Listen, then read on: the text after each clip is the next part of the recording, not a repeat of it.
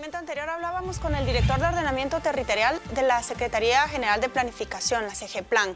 Hablábamos de vivienda, de las responsabilidades, de las decisiones políticas, de los lugares en riesgo en la metrópoli capitalina principalmente, que ocasionan tragedias como la de Cambrai. De eso hablamos ahora rápidamente con nuestros compañeros.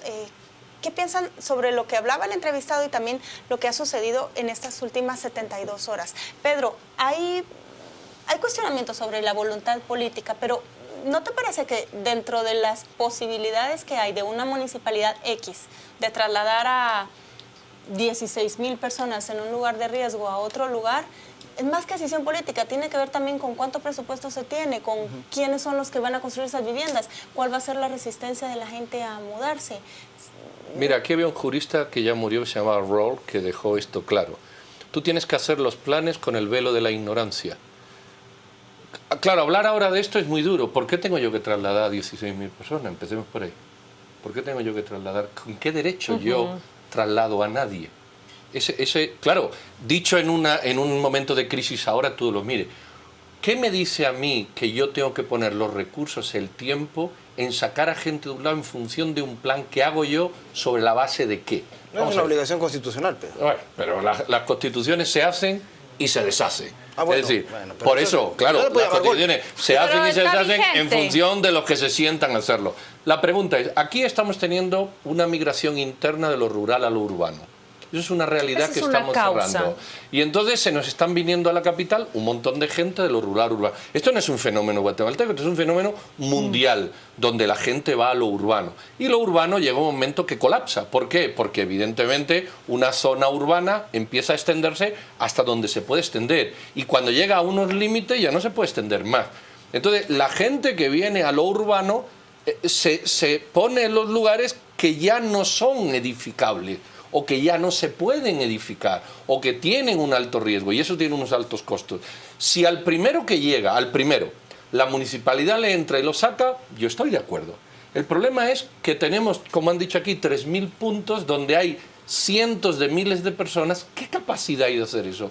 La respuesta es que no existe capacidad, salvo que cada uno que tenga casa construya 20 casas más, algo que no es sustentable. Entonces, estamos en un momento mal. Lo único que yo creo que pueden hacer las municipalidades, y termino, las municipalidades te piden licencia, porque yo he construido y me la piden y van a inspeccionarme, por supuesto que van. Lo único que pueden hacer las municipalidades ahora es decir que hay de alto riesgo y buscar alternativas de propiedades municipales que puedan darse a bajo costo y microcréditos que puedan permitir eso. Yo no veo muchas más soluciones porque el problema está tan extendido que no se pueden hacer. ¿Y tú lo ves de parte de las municipalidades, Adrián? ¿Que es la municipalidad o es el gobierno central o es mixto con...? Yo creo que hay una responsabilidad compartida. Creo que, por ejemplo, en el caso de la tragedia que estamos viendo hoy, eran casas formales, eran casas que incluso podríamos hablar de que a veces hasta en serie. Es decir, esto no fue fruto de migración. Esto no es un caso de esos. Esto creo que hay responsabilidades muy serias atrás de esa lotificación que hicieron allí sin autorización. Y si se dio la autorización hay que ver por qué.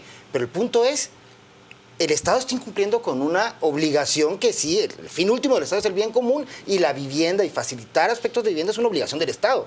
No podemos caer tampoco en ver la parte tan individual porque entonces también sopesaría el hecho de que aunque esté en riesgo la persona que vive allí, perfectamente puede quedarse allí por su voluntad y después cuando suceden este tipo de cosas, creo que entonces todo el Estado también atiende este tipo de cuestiones, invierte y es un riesgo para toda la sociedad. Entonces creo que sí tiene que ser un abordaje del Estado al margen de, justamente ahí sí comparto lo que dice Pedro, buscar opciones, no las opciones quizás las que se quieren por parte de las gentes, pero sí opciones viables para que puedan tener acceso a vivienda. Eso es indudable. El problema es que aquí se generan asentamientos y después se formalizan por una u otra razón. Y ahí puede ser que haya dinero corriendo, intereses políticos partidarios por el tema de los votos que implican en ese municipio. Entonces, creo que, y eso evidencia con lo que yo siempre he dicho, que es un Estado débil que necesitamos fortalecer. A mí me preocupa, miren las imágenes que tenemos allí, realmente las hemos visto a lo largo del fin de semana y lo que me preocupa es esto, por supuesto, pero también me aterra escuchar la voz de los expertos que dicen al menos 3.000 puntos a nivel nacional. comentábamos con Paola Hurtado antes de entrar al programa que en 2005, a raíz de el huracán Stan, Panabaj prácticamente se borró del mapa. Y es una y otra vez Ixtahuacán, es otro caso reciente. Y me llamó muchísimo la atención cuando él hizo esa comparación con Sacoj. De verdad que el alcalde se corrió un riesgo allí y esa población está fuera. Pero que está fuera significa está a salvo, pero sus problemas no están resueltos y de hecho se ha convertido en una nueva problemática de ese municipio vecino. Me preocupan esos 3.000 puntos porque tampoco veo que el liderazgo político de cara a la segunda vuelta ha tratado el tema anteriormente. Sí citan planes de ordenamiento territorial en sus programas, pero no desde el enfoque que se debe. Y creo que la pregunta en este momento es oportuna tanto para Sandra Torres como para Jimmy Morales. ¿Qué sucede con esos 3.000 puntos? ¿Qué política se debe de abordar? Porque como bien dice Pedro, es el Estado el que tiene que entrar a dar una respuesta. No podemos empezar a trasladar a uno y a otro. No tenemos una base legal, entonces es momento de volcar a ese liderazgo político hacia una solución. Mira, hemos tenido el Mitch, hemos tenido el Ágata, en medio hubo otro, el Stan. ¿Qué ha ocurrido? No ha ocurrido nada. Y sabes, el mes que viene lo importante es quién habrá ganado las elecciones.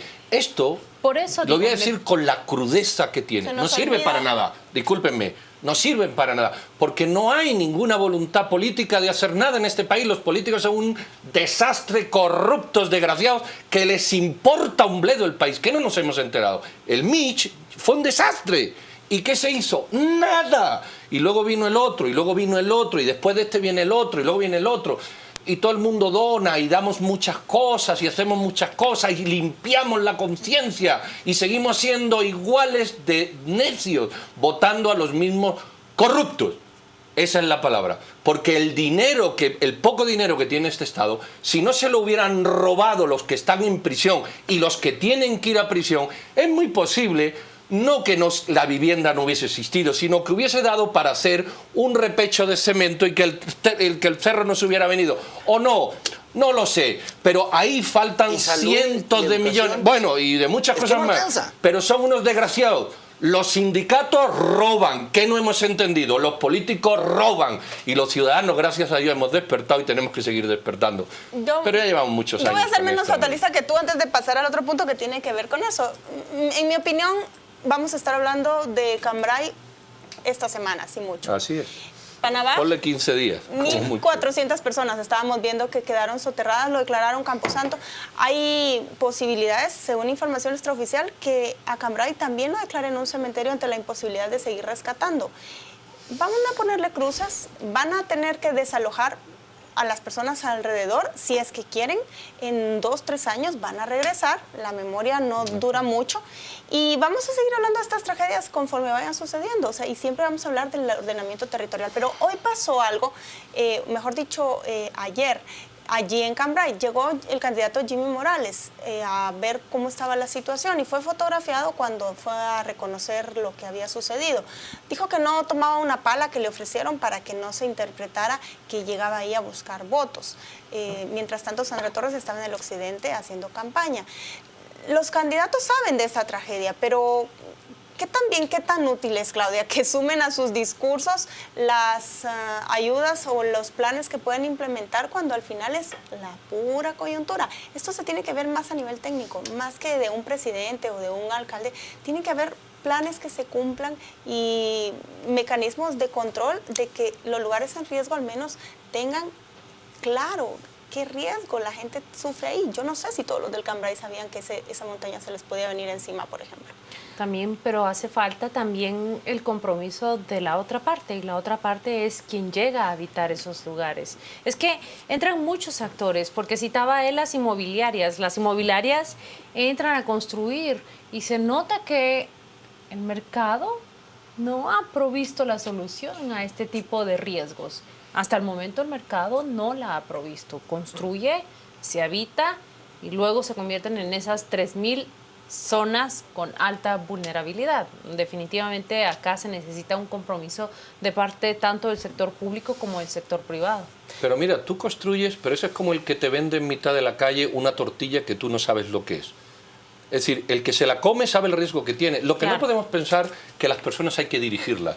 Cuando tú vas a comprar una casa, tú o preguntas o no preguntas, en función de cómo pregunte y de lo que exijas te vale más.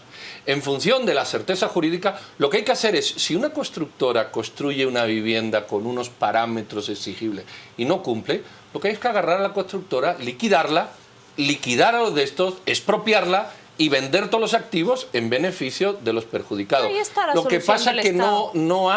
no hay la fuerza jurídica o no existe muchas veces la implementación del Estado de Derecho mínimo y suficiente para que uno se responsabilice de lo que vende, sea lo que sea. Tú compras una casa y se te cae y hay una responsabilidad.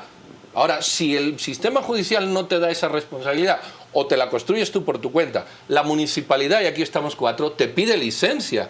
Yo he construido y me vienen a verificar. Sí, claro, que hay pero capacidad. la licencia es ¿Cuál un será el trámite. mecanismo de control para lugares como este de verificar que la gente tenga una licencia? No sé si ha sido Adrián o ha sido Claudia la que ha dado las respuestas antes. Votos. 100.000 votos que te votan y te lavan las manos. Eso es el mecanismo. Porque si la primera piedra que allí se puso, que se tuvo que poner, alguien la hubiera quitado, no se hubiera puesto la segunda. Bueno, hay Dejaron poner hay todas. unas casas allí que medio como de lotificación que nunca fueron terminadas ni habitadas. no se Alguna intervención municipal, asumo yo, Claro, que pudo haber habido. y que quedaron pero sin no techo, debieron ¿verdad? haberse levantado. Empezaron a erigirse, pero se suspendió esto. Vamos ahora a presentar la portada de la revista Contrapoder. Esto es la tapa del semanario que circula desde el jueves. Arrepentido o en defensa propia es un análisis que la redacción de esta revista hace a partir de las declaraciones que el lunes Salvador Estuardo González, alias ECO, ha emitido en el caso La Línea. Un breve resumen de la misma es que ha declarado que en efecto Roxana Valdetti y Otto Pérez Molina, expresidente y ex vicepresidenta de Guatemala, le contrataron para que les asesorara en negocios no lícitos. Vamos también a ver ahora la viñeta de la semana y con esta viñeta nosotros nos despedimos. Gracias por estar en sintonía de su canal Antigua. Permanezca porque arranca Destino 2016 y Destino 2016 tiene ahora en entrevista a Susana Asensio, alcalde electa en Antigua, Guatemala. Muchas gracias y buenas noches.